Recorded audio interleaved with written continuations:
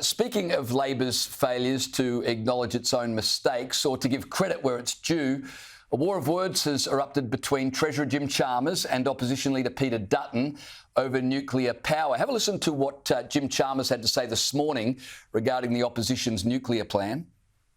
Our political opponents, for reasons that are unfathomable to sensible people, have gone for the version of energy which is the most expensive, would push up power bills the most, would take the longest, would deliver only a sliver of energy.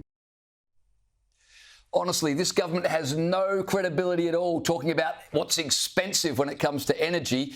Peter Dutton was quick to respond. Well, it's just comical. I mean, Jim Chalmers is like some sort of comedy routine where whatever he says, I would fact check. He refuses to release any of the detail in relation to that claim.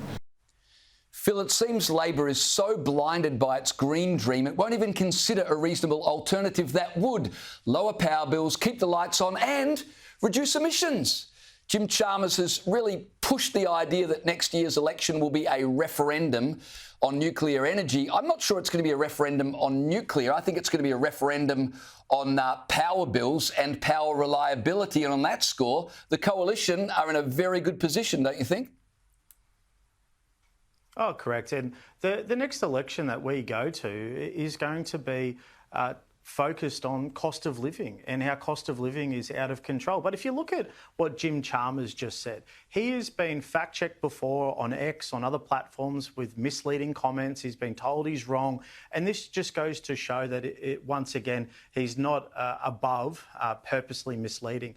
These policies that Peter Dutton and Ted O'Brien released on the nuclear costings were done independently by an independent group that is respected, that have been used by the Labor Party. And to say that if people want to explore nuclear and have that mature conversation aren't sensible, which is what Jim Chalmers just said, I think is pretty disgraceful from a treasurer that's supposed to be there for all of Australians. Instead, he's just doing whatever Wayne Swans tells him to do, just in the factional warlord games, instead of looking how he should be able to make life better for all of Australians. He won't do it. Peter Dutton will. Well, there was a nuclear inquiry underway today with representatives from both sides of government. And I was interested to hear the Minerals Council of Australia making clear their opposition to the legislative ban on nuclear energy. The council's chief executive, Tanya Constable, told the inquiry there was no mandate for the ban, either scientifically, technologically or economically, and no evidence has been presented to justify the ban. I'm sure you would agree with that. It's ridiculous that nuclear energy is banned in this country and there won't even be a discussion contemplated by the government. Well, imagine having experts in the room like the Resource Council that represents a vast variety of different organisations and industries coming out and saying that. We should be listening to experts. And I'll tell you one thing, mate, no good ideas come out of Canberra. No good ideas come from politicians out of Parliament House. They come from people like this, experts that live and breathe it in the industries. We should be listening to them.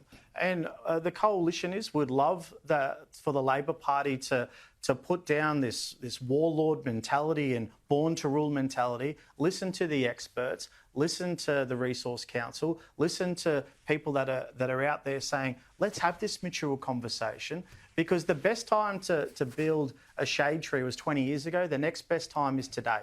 We need to get on with it so power is cheaper and cost of living comes down for our future generations.